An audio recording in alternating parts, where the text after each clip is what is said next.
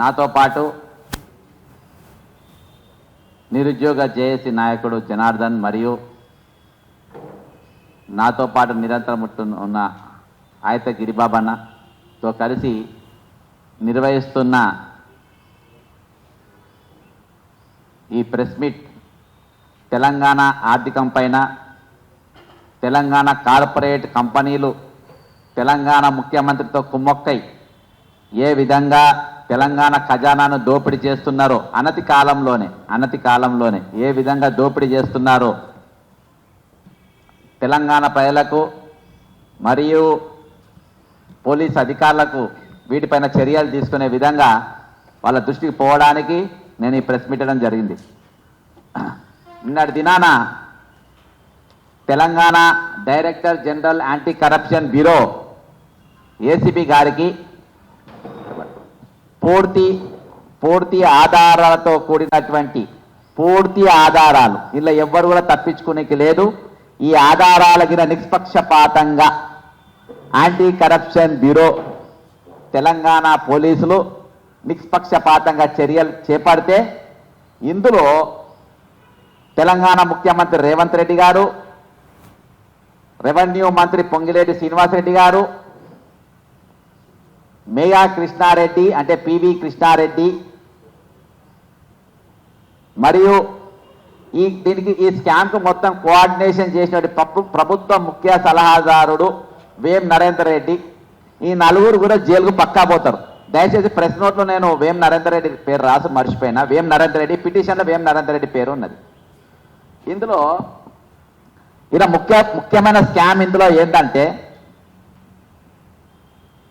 Manipulation, criminal కుట్ర, ప్రజా నమ్మకాన్ని తూట్లు పొడవడం, ముఖ్య భూమిక నిర్వహించినటువంటి రేవంత్ రెడ్డి గారు, పొంగిలేటి శ్రీనివాసరెడ్డి గారు, పివి కృష్ణారెడ్డి మెయిల్, రాఘవ కన్స్ట్రక్షన్స్, ఇంకా అదర్స్ అంటే వేం నరేందర్ రెడ్డి, కొంతమంది అధికారులు కూడా వీళ్ళందరూ వస్తారు. ఇక దీని కథకొస్తే కాంగ్రెస్ పార్టీ, జాతీయ కాంగ్రెస్ పార్టీకి రేవంత్ రెడ్డి గారు ఎప్పుడైతే పీసీసీ ప్రెసిడెంట్ అయిందో అప్పటికెళ్ళే ముఖ్యమంత్రి కావాలనే ఉద్దేశంతో కొంతమంది నాయకులను పార్టీకి వెళ్ళి వెళ్ళగొట్టేటట్టు వెళ్ళిపోయేటట్టు చేసి వెళ్ళిపోయిన వాళ్ళు, మిగిలిన వాళ్ళ కంటే ఈయన చాలా ప్రాచుర్యం పొందాలని జాతీయ కాంగ్రెస్ పార్టీ నమ్మకానికి విశ్వాసానికి పేరుగన్నటువంటి పార్టీ, మా తాత ముత్తాతలు కష్టపడి స్వతంత్రం తెచ్చినామని చెప్పుకునే పార్టీ, ఐడియాలజీ పార్టీ, అవన్నీ చూసి నేను కూడా 34 సంవత్సరాల కాంగ్రెస్ పార్టీలో సహవాసం చేసినటువంటి పార్టీ. మేము రేపు వాళ్లకు అత్యధికమైన ముడుపులు ఎలక్ట్రాల్ బాండ్స్ రూపకంగా కాంగ్రెస్ పార్టీకి దాదాపు 148 కోట్ల రూపాయలు మెయిల్ అంటే mega engineering and infrastructure corporation company ద్వారా మెయిల్ ద్వారా మరి వారికి ఇవ్వడం జరిగింది. ఇది ఆధారం, ఇది మీ వెబ్సైట్లలో చూస్తే దొరుకుతుంది. కాబట్టి ఈ డబ్బు తీసుకున్న తర్వాత రేపు కాంగ్రెస్ పార్టీ అధికారంలోకి రాగానే ఇక్కడ ఉన్న వర్కులు కానీ పనులు కానీ మొత్తం మీకు లాభదాయకంగా చేస్తామని చెప్పి ఇవ్వడం జరిగింది. ఇది అంతేకాకుండా మరి పొంగిలేటి శ్రీనివాసరెడ్డి గారు ఆనాడు బీఆర్ఎస్ పార్టీలో ఉన్నటువంటి వ్యక్తి, కాంగ్రెస్ పార్టీకి నేను అంటే ఎప్పుడైతే సర్వే రిపోర్ట్లు ఫేవర్కి వచ్చినాయో నేను కాంగ్రెస్ పార్టీకి రావాలంటే నాకు ఖమ్మం జిల్లా ఎమ్మెల్యేలు మొత్తం నాకు అప్పచెప్పాలి, వాళ్ళని గెలిపించే బాధ్యత నాదని ఆయనతో ఫండింగ్ చేయించినందుకు నాకు లాభదాయకంగా రేపు వరకు లేకపోతే నాకు లాభం చేయాలని వీళ్ళిద్దరు వ్యాపారవేత్తలు, ఒకరు మంత్రి రూపంగా ఇంకోటి కార్పొరేటర్ ముసుగులో ఉన్నటువంటి ఇద్దరు వ్యక్తులు రేవంత్ రెడ్డి చేసుకున్న ఒప్పందం ఇది ఒప్పందం. అయితే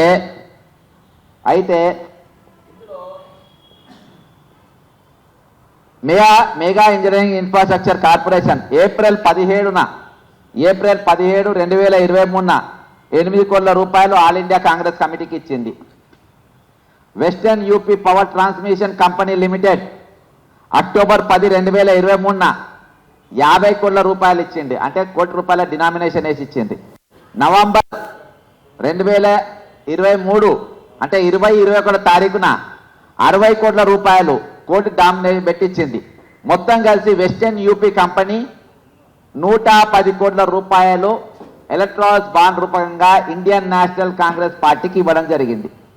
అంతేకాకుండా ఎస్ఈపిసి పవర్ లిమిటెడ్ ఇది కూడా, ఇవన్నీ కంపెనీలన్నీ కూడా మేఘా కృష్ణకు సంబంధించినటువంటి నవంబర్ 25, 2000 తారీఖుతో సహా చెప్తున్నా, నవంబర్ 21, 2023 30 కోట్ల రూపాయలు ఇచ్చారు. ఇక్కడ ఒక ఎస్పీ ఒకటే మొత్తం 30 కోట్లు, అంటే టోటల్గా పివి కృష్ణారెడ్డి మెగా కంపెనీకి వెళ్ళి ముట్టినాయి 148 కోట్ల రూపాయలు ముట్టినాయి. ఇవి ఎప్పుడు ముట్టినాయి? ఎప్పుడైతే ఎలక్షన్ కోడ్ వచ్చిందో అక్టోబర్, నవంబర్ 2023, అంటే రాహుల్ గాంధీ గారు మేడిగడ్డకు పోయిన టైంలో రాహుల్ గాంధీ గారు కాళేశ్వరం ఏటీఎం పట్టుకొని ఇక్కడ హైదరాబాద్లో తిరిగినప్పుడు, అంటే అఫ్కోర్స్ ఇప్పుడు ఆ ఏటీఎం అప్పుడు మెగా కృష్ణారెడ్డి తీసుకుపోయి ఏఐసీసీలో పెట్టుకున్నాడు. ఆ ఏటీఎం ఇప్పుడు ఇక్కడ లేదు. రాహుల్ గాంధీ గారు ఇప్పుడు ఏఐసీసీ ఆఫీసులో పెట్టుకున్నాడు ఆ ఏటీఎం మెగా కృష్ణారెడ్డి. ఆ టైంలో, అంటే ఎలక్షన్ కోడ్ ఉన్న టైంలో 140 కోట్ల రూపాయలు ట్రాన్స్ఫర్ చేయడం జరిగింది కాంగ్రెస్ పార్టీకి ఎలక్ట్రల్ రూపంగా. కాబట్టి ఆ రోజు మరి పూర్తిగా ఎన్నికల ఉల్లంఘన కూడా జరగడం జరిగింది.